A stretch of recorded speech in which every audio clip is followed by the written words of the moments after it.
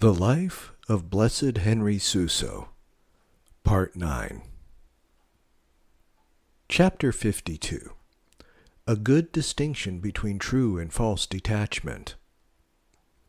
Know, then, that there are three kinds of passing away. The first is a complete passing away. This takes place when a thing passes away so entirely that it ceases to exist, as a shadow passes away and is no more. In this sense of the word, the spirit of a man, to which we give the name of a rational soul, does not pass away at its going forth, but it continues forever, in virtue of the high nobility of its rational nature and godlike powers.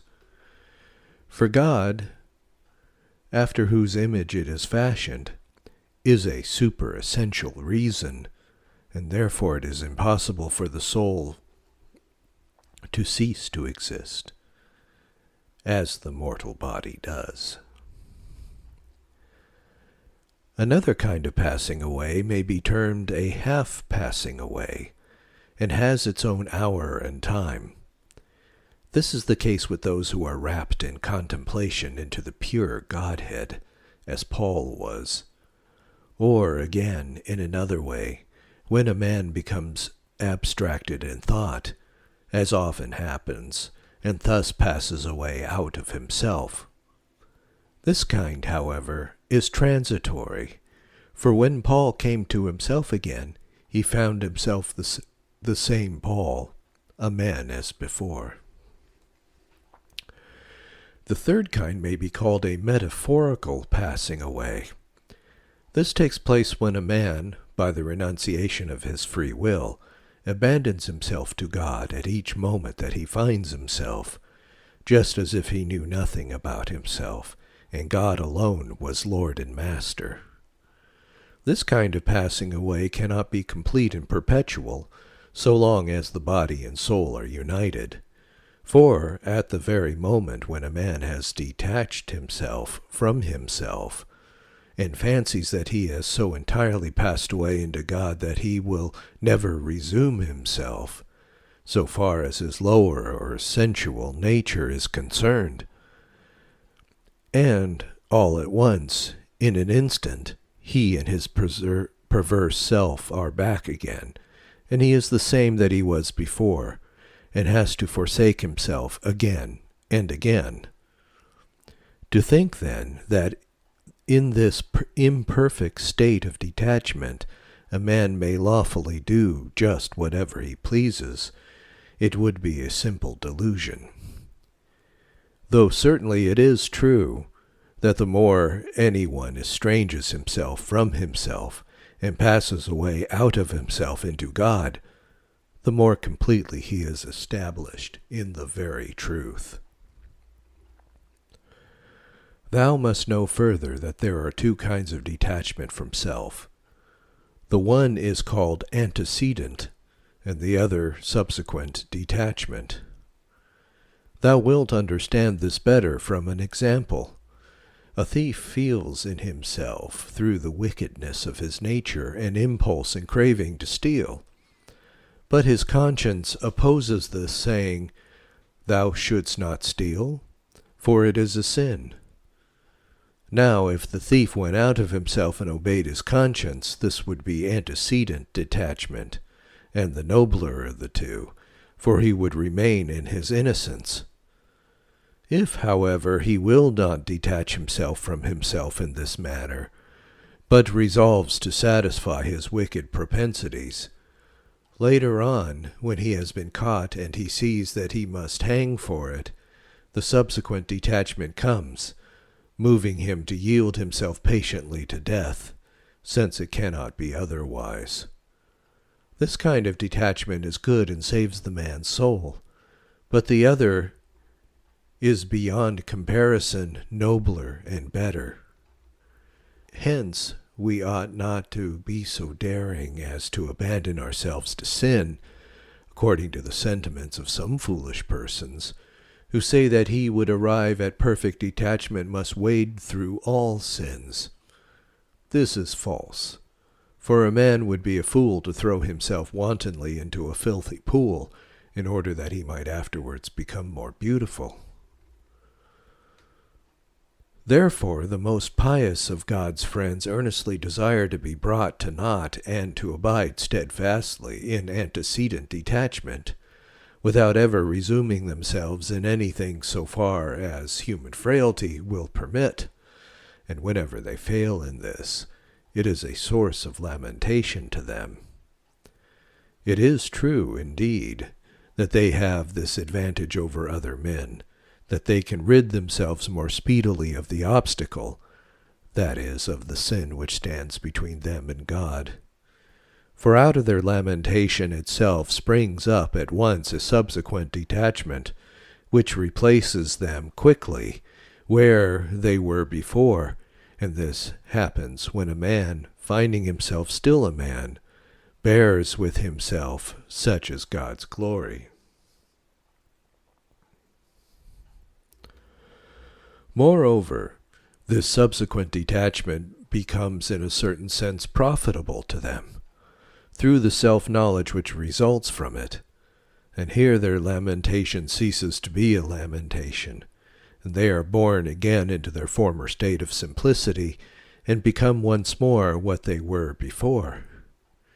If, however, a man who is thus incomplete were to try by subtlety to help himself, alleging, "What harm can it do a man if he resumes himself in what is only accidental, and thereby commits some sin exteriorly, provided that the essence of the man remains as it was, without being resumed at any point?" To this I answer that he neither understands himself nor what he says. All the learned doctors will agree to this if they understand what the term accident means, for the name of accident is given to that which may be added to or taken from the substantial essence without destroying the substance, as color on a board. But here the case is different. For the soul and body, which in their ignorance they term accidents, are two essential parts which make up man's essence, and do not belong to him as accidents. Therefore every man, however perfectly he may be able to detach himself from himself, and to bring himself back again, has still that in him by which he can act virtuously or sinfully. For the annihilation of the spirit, its passing away into the simple Godhead, and all its nobility and perfection, are not to be regarded as a transformation of man's created essence into God. In virtue of all that he is God, only that he does not perceive it through his grossness, or, in other words, that he has become God, and his own essence is annihilated, but they are to be understood of a going out of the self, and a contempt for self, such as been described. Thus it is at this point of a man is taken out of himself and passes away duly and rightfully, and then for the first time it is well with him. For God has now become all things to him, and all things have become, as it were, God to him. For all things present themselves to him now in the manner in which they are in God, and yet they remain each of what is in its own natural essence. This is what those who blindly ignorant and unexercised in reasoning cannot or will not admit to their bewildered minds according to the above true distinction.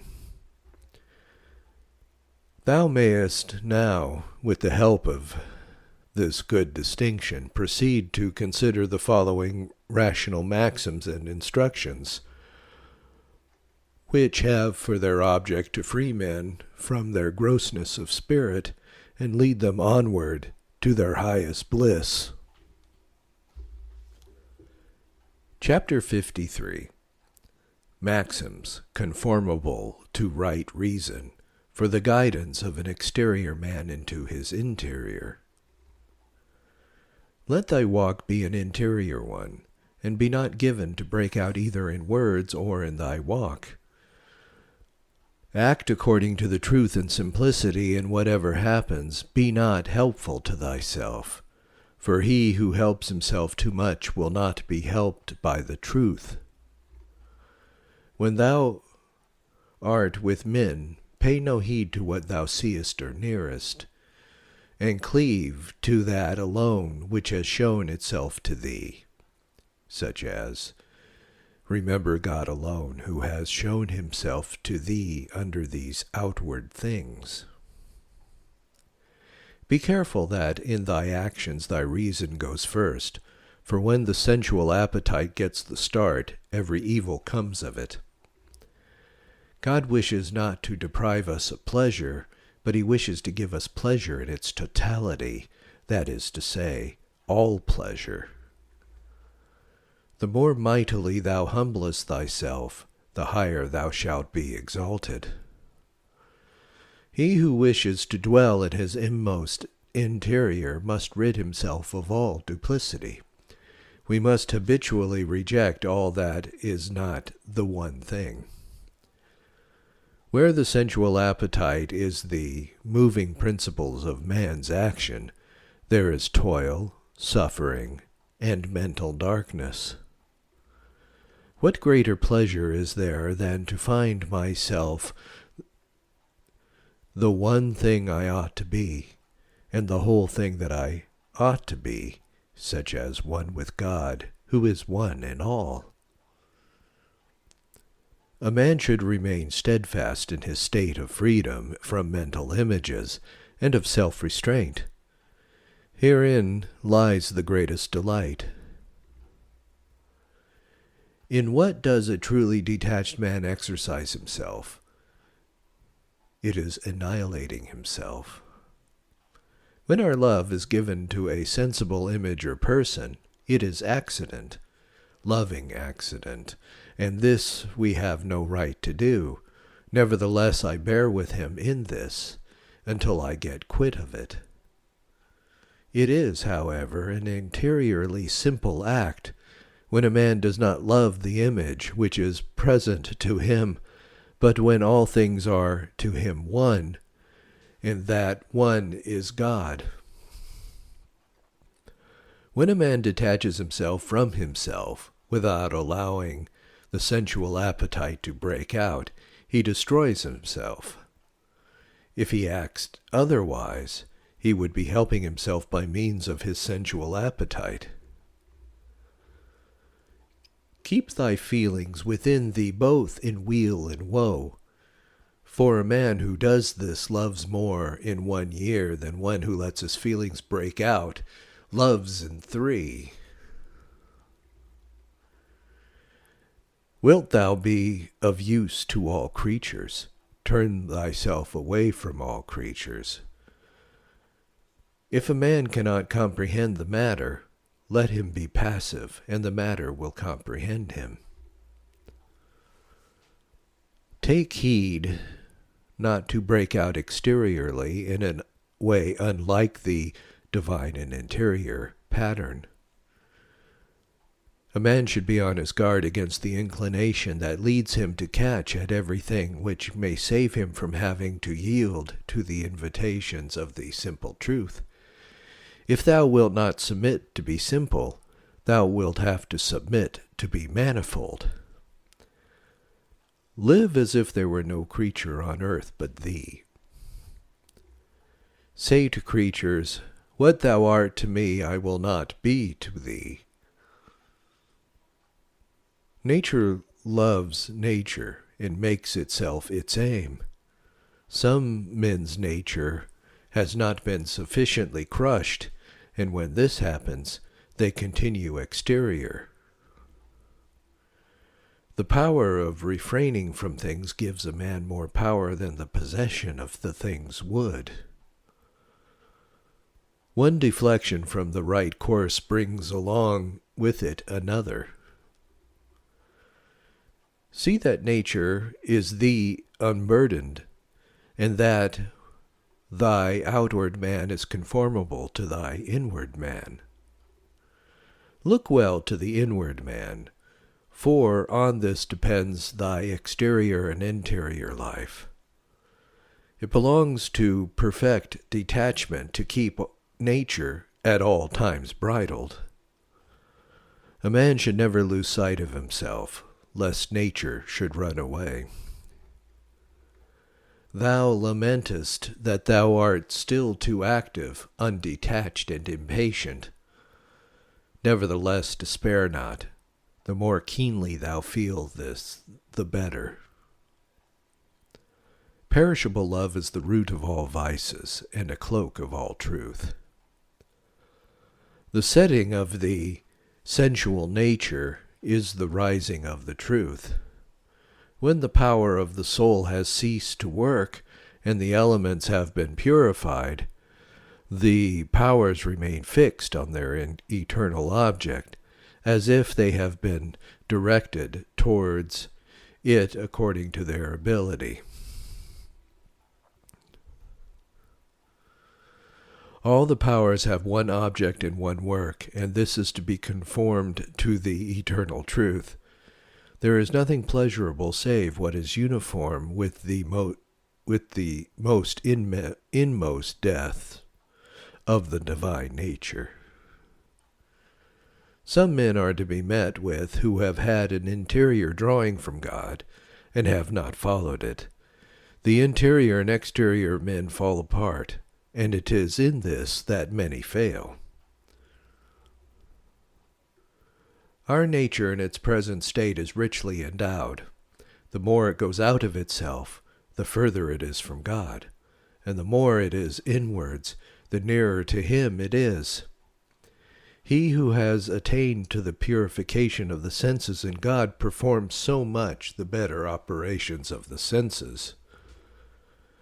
If a man subjects his nature, when it has been purified, to the truth, his nature is guided in such sort that it performs much more perfectly all exterior actions. Otherwise it wastes itself upon temporal matters and can do nothing really well. Purity, intelligence, and virtue give a feeling of wealth to those who possess them. When the sensible possession of these virtues is withdrawn from such persons by God, it sometimes happens that they die to all creatures. Those who profit by this withdrawal are brought higher to God by it. That which drives a man to pursue evil courses, it is the craving for something which may satisfy him. Yet we can only find this in abnegation and not in evil courses. The reason why some men so often fail into a faulty sadness is that they do not at all time keep an eye upon themselves to avoid in everything doing in what deserves punishment. To be worsted is to gain the victory in the estimation of God's friends. Matthew chapter 5, verse 39. Abide within thyself. The plea of seeking things outside thee presents itself as a necessity, but is only a way of helping self. It is bad to begin many things and to bring none to an end. We should not move until we have observed whether it be God or God that is working in us. Take care that nature works in thee its works from out itself without concurrence of other causes. A truly detached man should attend to 4 things. First, he should be very virtuous in his walk, that things may flow from him and without him. Secondly, he should also be virtuous and quiet with regards to his senses, and not carry tales whither and thither, for this is calculated to fill his mind with images. Thus his interior senses will be able to act inactively. Thirdly, he should not be given to attach himself, and he should take care that there is nothing heterogeneous in him. Fourthly, he would not be contentious, but he should be having a love to those whom God may be pleased to purify him. Remain steadfastly in thyself until thou art drawn out of thyself without any act of thine.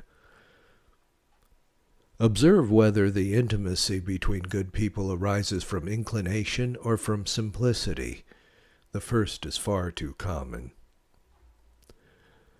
Offer not thyself too much to anyone. Those please least who offer most. An interior humble walk beseems thee. When a thing acts in opposition to its nature, it is always unbecoming to it. Happy the man whose words and ways are few.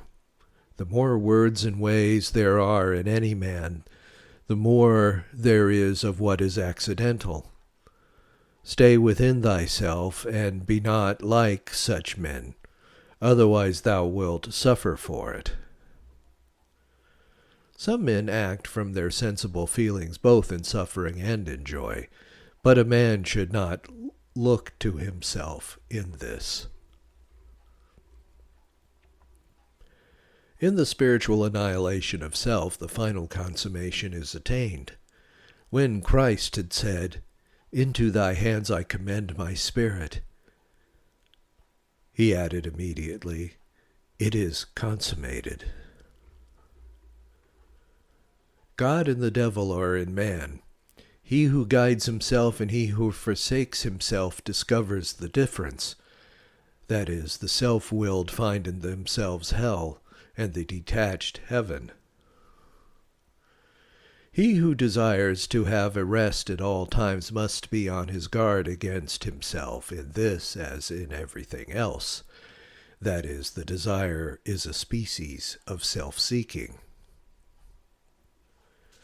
He who is interior amid exterior things is much more interior than he who is only interior when within himself. It is good for a man to guide himself in nothing, and he is on the right road who contemplates under the forms of things their eternal essences. There are many more reasoning men than simple men. Those are called reasoning men in whom reason rules. But the simple man, through his inaction, is freed from the multiplicity of images which are generated by sensible objects, and he does not contemplate things as sensible, for simplicity has become his nature, and he is like a vessel, full of God, and like a child. He who wishes to possess all things must become as nothing to himself and all things. How happy is the man who abides steadfast against multiplicity! What a sensible entrance he has into familiar intercourse with heaven! A good intention often impedes true union. Our eyes should not look outwards, except to rid ourselves of interior images. We should bear as readily with the part of us which comes from Adam, that is, the consequences of the fall, as with that by which we attain eternal bliss. A detached man is always interiorly alike. When a man still complains and is impatient, all this springs from imperfection. It must therefore be got rid of. All those who allow themselves a wrong liberty make themselves their own aim and object. A detached man must be unformed from the forms and images of creatures. He must be formed upon Christ and transformed into the Godhead. He who regards himself in Christ lets all things follow their rightful course. When a man has died to self and begun to live in Christ, it is well with him.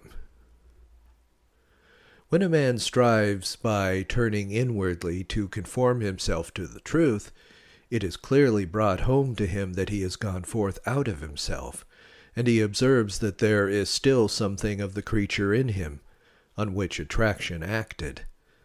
In this he bears with himself, and perceives that he has not yet ceased from all action. Now, thus, to bear with self is to become simple. The going out of self produces a kind of weariness, but when he has turned away from creatures, this weariness passes off. What is truly detached man's object in all things?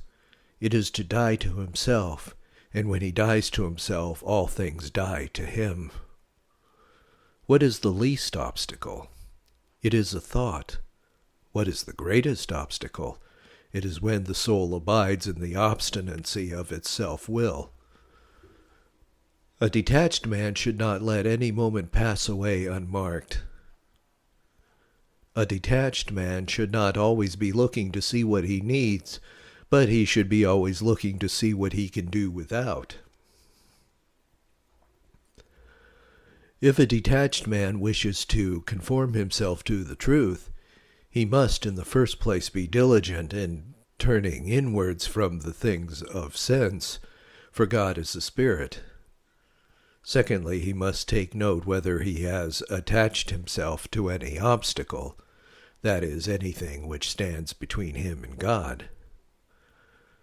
Thirdly, he must observe whether he is his own guide in anything, owing to the sensual appetite having got to the start. Fourthly, he must be in the light which fills his soul. Consider the presence of the all-penetrating divine essence in him, and that he is one of its vessels. The more a man turns away from himself and all created things, the more perfect are the union and bliss of which he attains. Would thou be detached, man? Take care that, however God may act towards thee, whether directly by himself or indirectly by his creatures, thou abidest always the same, by a complete renunciation of what is thine. Keep thy senses closed to every image which may present itself. Be empty of everything in which the outward gazing mind selects, which takes captive the will, and which brings earthly joy or delight into the heart. Rest on nothing which is not God. If thou art where a sin or imperfection is committed, add not aught of thine to it, and have nothing to do with it. He who always dwells with himself becomes possessed of very ample means. The recreation which a detached man grants to his nature should be confined to strict necessity, and it should be taken in harmless occupations, which he can readily and without attachment turn away to God. The more or less detachment a man has, the more or less he is disturbed by transitory things. It happened once to a half-detached man that, on a certain occasion when he had been too self-conscious in suffering, it was said to him, "Thou shouldst be so attentive to me and so forgetful of thyself, that when thou knowest it is well with me, thou shouldest care nothing how it fares with thee."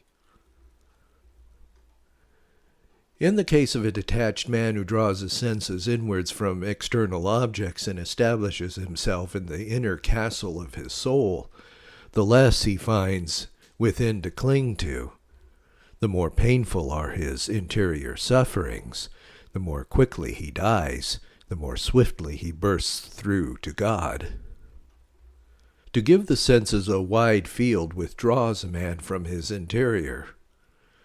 See that thou undertakest nothing which will carry thee out of thyself. If things come in search of thee, let them not find thee. Be quick in turning inwards into thyself. Natural life shows itself in movement and in the operation of the senses. He who detaches himself from himself in this and dies to himself in stillness begins a supernatural life. Some person finds no hindrance in going out of themselves, but they want steadfastness in this state. Establish thyself in absolute attachment, for an unbounded longing, even for what is divine, when it is excessive, may become a secret obstacle. A detached man should keep the powers of his soul under restraint that, on looking within, this is apparent to him. A detached man remains always inactive as regards himself, just as if he were unconscious of himself. For in that object, which is God, all things are well and harmoniously ordered in him. Give heed also to thy outward man, that it be at one with thy inward man, by the subjection of all fleshly appetites. To return again to God by detachment is often more pleasing to him than a self-satisfied stability. Gather together and draw in thy soul from the external senses, through which it has dissipated itself upon the multiplicity of outward things. Go in again and return over and over again into unity, and enjoy God.